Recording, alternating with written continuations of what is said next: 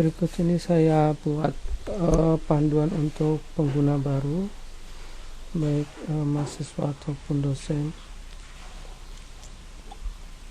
Silakan kunjungi laman ini ya pada .malatnasi.id. Kemudian di sini ada halaman login, nama pengguna dan kata sandi. Kemudian bagi yang belum memiliki akun, silakan ke akun baru. Kemudian dilengkapi data-data berikut. Ada nama pengguna, ini untuk mahasiswa. Nama pengguna usahakan untuk mahasiswa NPM. Kemudian kata sandi, perhatikan untuk kata sandi. Buat kombinasi ya, ada huruf besarnya, kemudian ada huruf kecil, kemudian ada simbol. Kemudian alamat surel, ini adalah alamat email ya.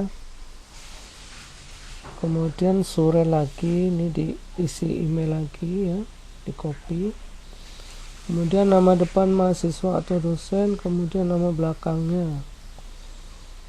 Berikutnya disimpan. Setelah Anda klik buat keanggotaan baru, maka aktivasi akan dikirim ke email. Silakan cek email, kemudian di sana ada link aktivasi, silakan diklik.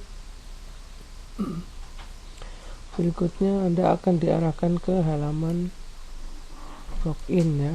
Nah, di sini. Untuk mahasiswa silakan ke site home ya, kemudian di scroll ke bawah, pilih mata kuliah yang akan diambil. Silakan ke site home, kemudian pilih mata kuliah yang diambil.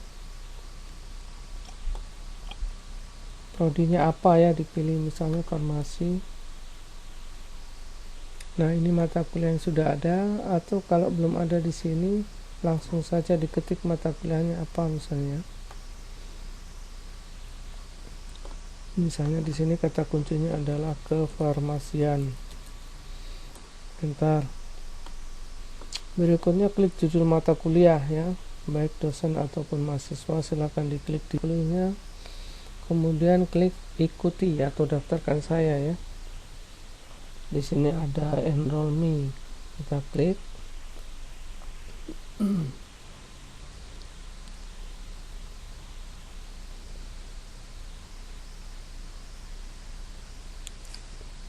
Nah, setelah kita tergabung di mata kuliah tersebut, nanti akan terlihat di sini ya, ada topik 1 sampai topik 16. Jadi ini pertemuan 1 sampai pertemuan ke-16. Itu untuk mahasiswa.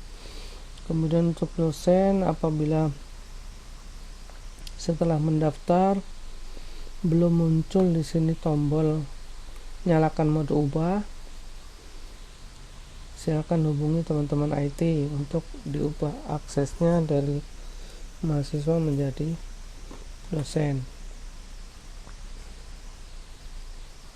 Di tiap-tiap topik silakan dinyalakan mode ubah ya, atau turn on editing ini, turn editing on. Nah, di sini akan saya contohkan bagaimana mengisi tiap-tiap topik, tapi saya akan wakilkan saja di satu topik ya. Misalnya di topik 1 saya ubah judulnya ya. Anda klik pensil di situ, kemudian diubah pertemuan 1 misalnya, kemudian di enter ya, jangan lupa, kalau nggak di enter dia tidak akan berubah. Kemudian pada pertemuan 1 silakan tambahkan aktivitas. Di sini ada tambahkan aktivitas ya. Kemudian di sini aktivitas yang bisa kita tambahkan ada assignment ya, penugasan, kemudian buku, kemudian chat, kemudian choice, database dan seterusnya. Ada file, ada folder, ada forum ya. Ada ujian juga. Nah, sekarang kita tambahkan, misalnya kita tambahkan file dulu. Di sini file. Nah, yang mau saya tambahkan misalnya di sini kontrak kuliah ya, kemudian lampirkan filenya, Saya cari di sini misalnya, nah rencana pembelajaran semester saya ambil, kemudian di sini silabus atau kontrak, kemudian kita upload. Di deskripsi ini silakan ditambahkan jika dibutuhkan. Kemudian saya simpan. Oke, sudah tambah. Kemudian bagaimana untuk menambahkan daftar hadir? Di sini kita buat dulu Google Form ya. Saya sudah buatkan contohnya di sini. Nah, di sini ada absen pertemuan ke berapa gitu ya. Kita lihat di sini contohnya, misalnya ini ya, tinggal kita ubah aja judulnya ya. Jadi kita cukup membuat satu, ini kita buat satu misalnya. Oke. Kemudian data-data yang dibutuhkan itu NPM, nama lengkap, kemudian pertemuan ke. Nah, ini kita ubah dulu ya. Ini kita hapus dan ini ke 1. Nah, berikutnya kita buatkan di sini Excel-nya ya. Di sini yang sudah ada kita buatkan baru misalnya. Maaf ya, sebentar, ini ke sini coba.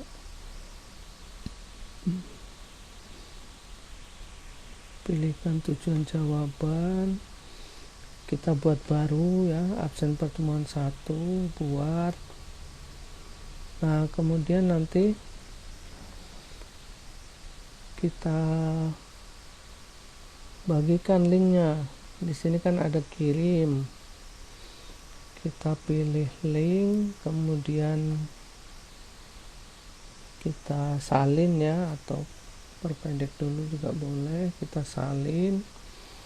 Kemudian di topik pertemuan 1 ini kita tambahkan aktivitas, pilih URL, kemudian di sini daftar hadir pertemuan 1 atau hanya daftar hadir juga boleh. Kemudian di sini ada external URL, kita paste di sana ya, paste di situ.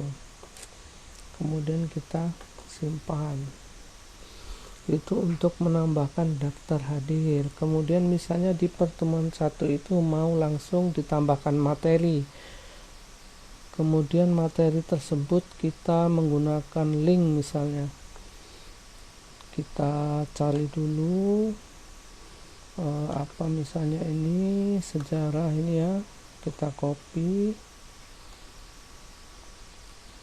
kemudian masuk lagi ke Spada, tambahkan lagi URL, kemudian di sini misalnya sejarah komputer. Nah, ini kalau kita pakai link eksternal silahkan di paste di sana ya. Kemudian kita simpan. Kemudian kalau misalnya masih ada materi lain yang ditambahkan, silahkan pilih ke tambah aktivitas, kemudian file, kemudian di sini misalnya materi ini misalnya Microsoft Word misalnya. Kemudian Bapak Ibu silakan klik add file ya, dipilih di sini mana cari, ini dia misalnya open, kemudian ini kita beri nama, kemudian di upload.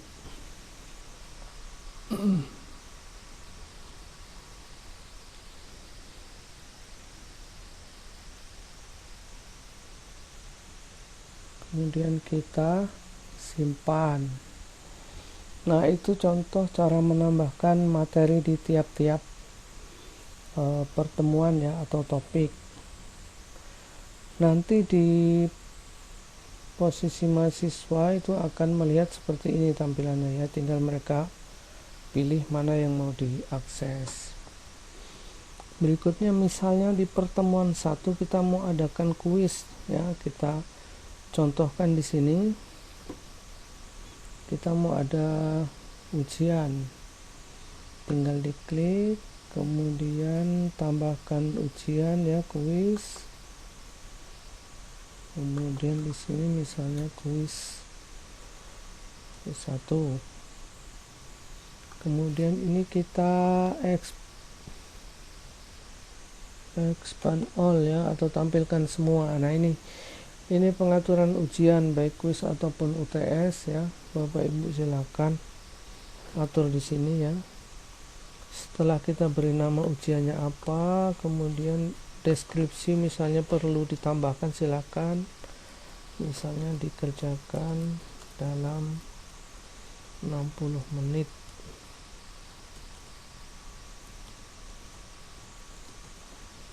Ya, kemudian dipilih di sini.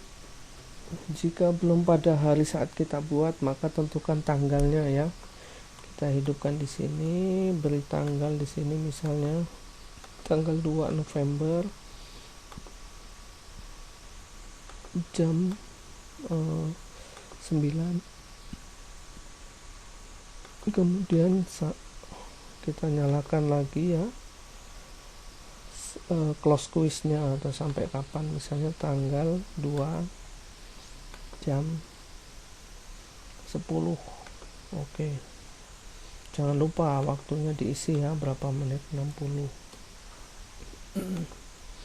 Kemudian kita coba ke bawah. Nah di sini ada grade. Kalau dia soalnya nggak sampai 100 ya, biarkan aja di sini, nanti sistemnya akan menilai sendiri. Pada menu grade ini ada attempt low weight, maksudnya berapa kali mahasiswa diizinkan untuk mengerjakan. Kalau di sini unlimited berarti mereka bisa mengerjakan tanpa batas. Maksudnya mengerjakan tanpa batas itu ketika selesai mengerjakan dia mau coba lagi bisa, dan seterusnya gitu. Makanya untuk ujian-ujian ini kita batasi hanya 1 kali. Kemudian di sini untuk layout biarkan dia default saja. Kemudian di sini ada review option. Ini maksudnya atau pada saat ujian apa yang akan ditampilkan. Dan di sini ada time itu maksudnya waktu mengerjakan. Jadi timernya itu akan ditampilkan atau tidak. Kemudian whether correct ini tanda benar dan salah di navigasi. Kemudian specific feedback ini dibuang saja ya.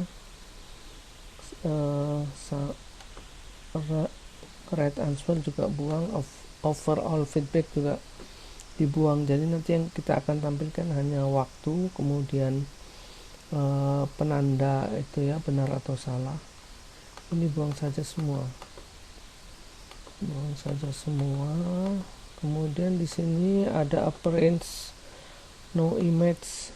Nah ini ada small sama large, maksudnya apa? Ini ketika mahasiswa itu mengerjakan soal itu akan muncul foto masing-masing. Kemudian di sini decimal place grade, ini di belakang koma nilai apakah mau ada koma atau tidak. Kalau tidak mau ada koma, pilih 0. Di sini same as for all grade, ini juga 0. Di belakang poin maksudnya, nanti di tiap-tiap nomor itu kita buang di belakang komanya. Kemudian save exam browser ini nggak usah, karena dia di situ nanti akan diatur apabila mereka mengerjakan itu harus menggunakan browser khusus ya. Dan ketika membuka browser itu maka akan terkunci aplikasi yang lain, jadi tidak akan bisa membuka aplikasi lain. Kemudian di sini ada extra restriction on attempt. ini adalah kode ujian ya, KKGF. Ini saya tampilkan di sini KKGFT misalnya. Nah, ini kode ujian mirip seperti ketika kita menggunakan ujian UTS dan UAS sebelumnya ya, di aplikasi sebelumnya itu kan ada token, kalau itu pasti. Nah, sedangkan di Spada ini ketika token ini tidak kita buat, maka dia tidak akan ada kode. Jadi usahakan untuk kode ujian ini tetap dibuat, membatasi pihak-pihak yang tidak bertanggung jawab mencoba membuka soal. Kemudian terus ke bawah di sini, coba kita lihat apa isinya.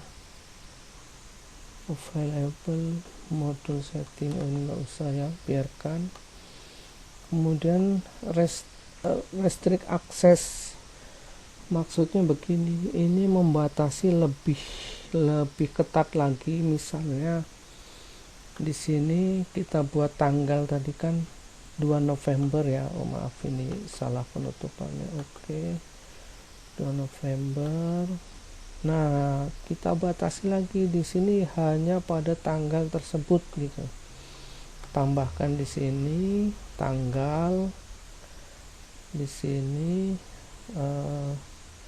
dari tanggal 2 jamnya 9, kemudian sampai kapan gitu kan, tanggal juga tanggal 2 November ya, jangan lupa.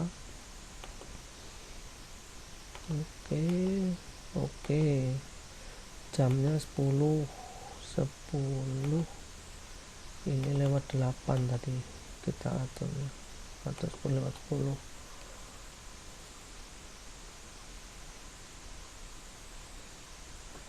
Oke, kalau sekiranya tidak terlalu ketat ya peraturannya atau aturannya, silakan hanya atur di timing saja, tidak perlu di restrictnya. Kemudian ke bawah terus. Nah, udah selesai ya sampai di sini. Kompetensi ini biarkan, nggak usah diisi. Kemudian kita simpan. Nah, di sini akan terlihat tidak bisa untuk sekarang, jadi tanggal 2 November ini baru bisa mengerjakan. Kemudian bagaimana kita menambahkan soal-soal yang ada di sini ya. Kita lihat ke kuis.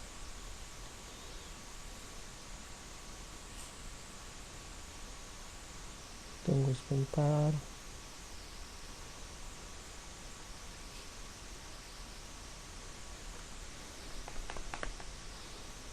Nah, di sini belum ada soal ya. No question have been added.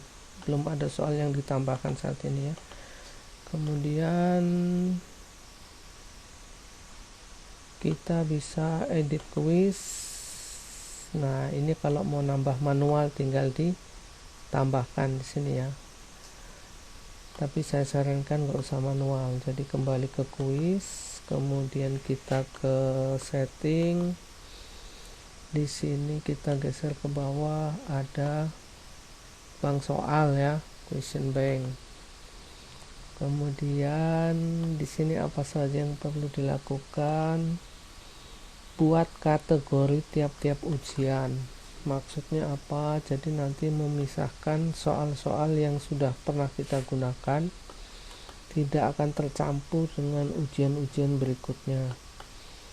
Di sini kategori utamanya kan sesuai mata kuliah, kemudian kita buat di sini misalnya kuis 1, kategori nggak perlu, ini buat saja kode misalnya kuis 1 atau nama unik lah, terserah ya.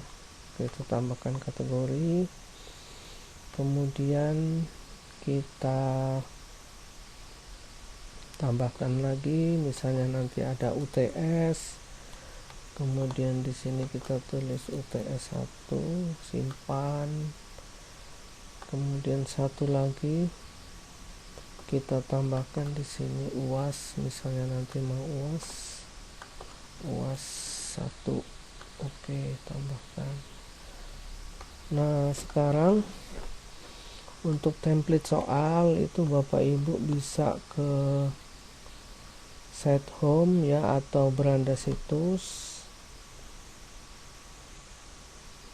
Nah, di sini sudah saya lampirkan template soalnya. Bapak Ibu tinggal download di sini format soal, kemudian disimpan.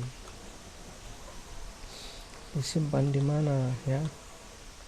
Di download boleh atau di folder mata kuliah juga boleh.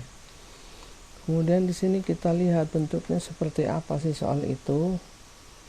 Nah, ini kita buka menggunakan Notepad++. Apabila di komputer belum ada ini, belum terinstall ya, silakan tambahkan. Jadi buka browsernya, kemudian tambahkan tab, tulis saja di sini note gitu, nanti ada Notepad++. Bapak Ibu silakan download.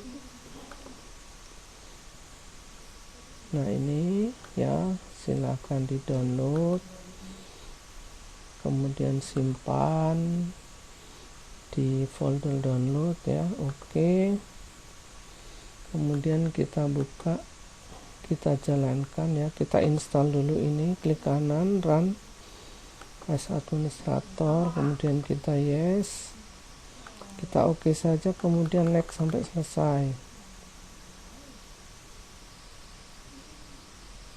Oke, ketika selesai tinggal kita tutup saja, finish.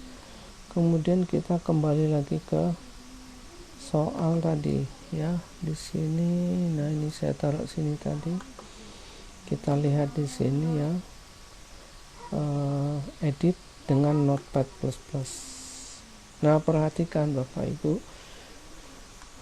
di sini baris pertama itu adalah soal. Jadi kalau misalnya soal yang kita buat di Word itu kita kopikan di sini, ternyata dia jadi beberapa baris ya. Misalnya di sini jadi 3 baris. Nah, ini harus digabungkan menjadi 1 baris ya. Oke. Kemudian format pilihannya itu seperti ini, ABC-nya ya. Ini menggunakan tutup kurung. Perhatikan ABC-nya ini wajib huruf besar ya. Setelah pilihan A apa gitu, B apa, dan seterusnya sampai E, di bagian bawah E ini tambahkan kunci jawabannya. Jadi di sini ada answer ya, kemudian apa kuncinya, A atau B gitu ya, dan seterusnya. Nah, berikutnya untuk soal kedua dan ketiga formatnya sama seperti ini.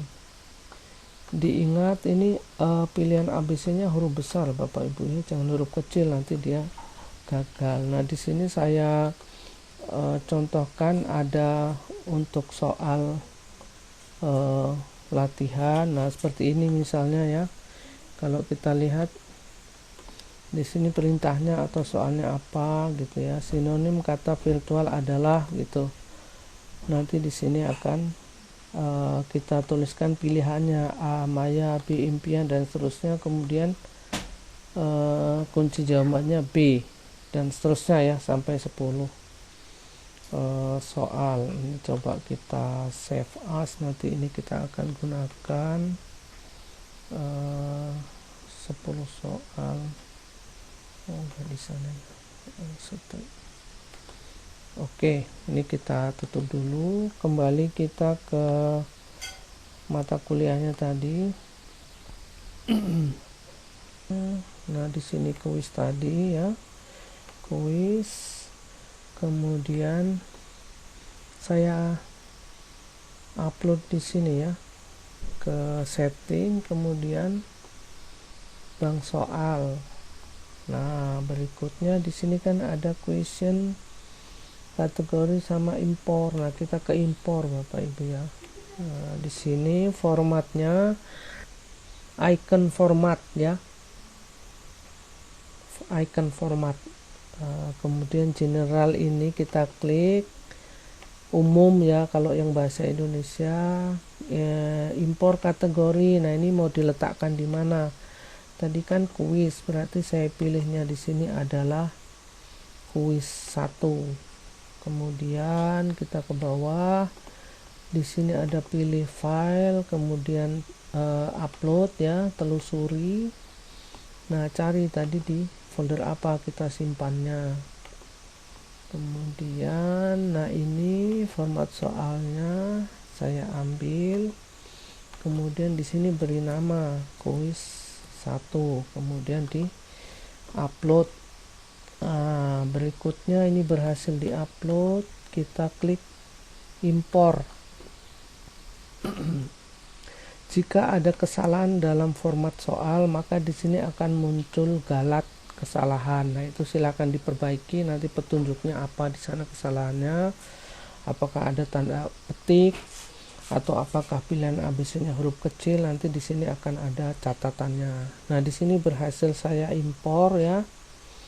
10 soal, kemudian kita klik continue. Baik, nah di sini sudah masuk soal dalam kategori kuis 1. Nah, sekarang kita kembali ke komputer tadi atau ke kuis 1 langsung juga boleh, nggak apa-apa. Kemudian edit kuis. Nah, dari sini kita add ya atau tambahkan soal dari bank soal, jangan lupa, bukan new quiz. Nah, di sini pilihannya ke kuis 1. Kalau ini ke default sini mana tadi? Nah, ini misalnya default ini, nanti semua soal yang kita miliki akan ditampilkan di situ. Takutnya nanti ada salah ambil kita soal untuk UTS, ternyata pada soal kuis sudah kita keluarkan. Jadi untuk menghindari itu silakan dibuat kategori seperti ini. Sekarang kita ambil di kuis 1. Tunggu sebentar. Kemudian Bapak Ibu checklist. Kalau tidak semua soal akan dikeluarkan, silakan dipilih satu-satu. Tapi kalau semua silakan centang di sini, klik ya. Kemudian tambahkan add selection quiz, tambahkan pertanyaan yang dipilih ya. Kalau sudah, ini sudah masuk, kita kembali ke kuis 1. Kemudian kita lihat di sini ini ya, kuis belum diizinkan hingga tanggal 2 November. Jadi nanti mahasiswa bisa bukanya di tanggal dan jam itu. Oke, sekarang kita ubah bagaimana agar kita bisa mengaksesnya sekarang. Jadi Bapak Ibu di kuis 1 silakan klik setting, edit setting, kemudian ini tampilkan semua, dan tanggal ini kita ubah tanggal sekarang ya. Kalau misalnya ujiannya itu di tanggal 2 ya sudah gitu, berarti tinggal ikuti ujian. Saya ubah jamnya misalnya dari jam 7 sampai 2 November jam 10 gitu ya, waktunya 60 menit dan seterusnya. Tadi udah kita atur ya.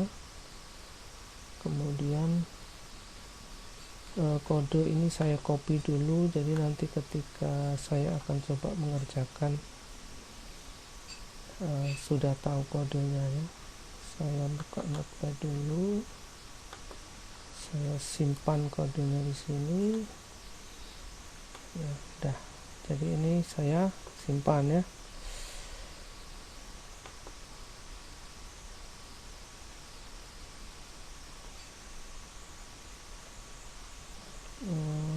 Sebentar, coba kok ini masih tanggal 2 aja.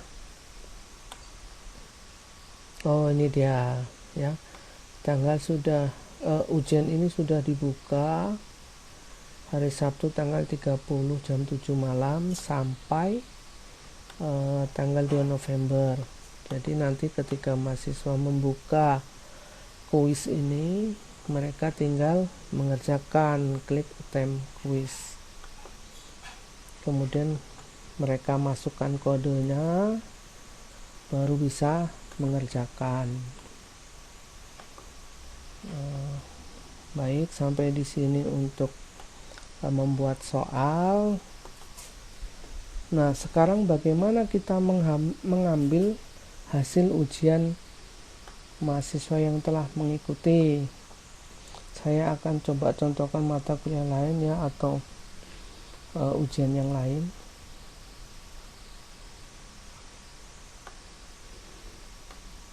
Nah, di sini contoh ujian yang sudah pernah diikuti ya.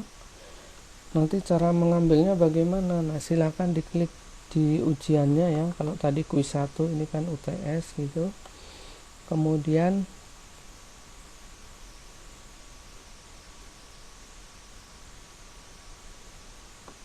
di sini UTS, di sini kita klik settingnya, kemudian pilih result ya, atau hasil. Kemudian nanti akan ditampilkan di sana ada 4 orang yang sudah mengerjakan. Kita scroll ke bawah. Nah, inilah listnya. Nah, dari list ini lihat di sini ada download tabel data. Ini Bapak Ibu silakan pilih Excel, kemudian download, simpan ya, simpan di mana terserah folder mata kuliahnya. Di sini kita coba simpan ini ya. Kemudian nanti hasilnya akan seperti ini. Kita buka Excelnya.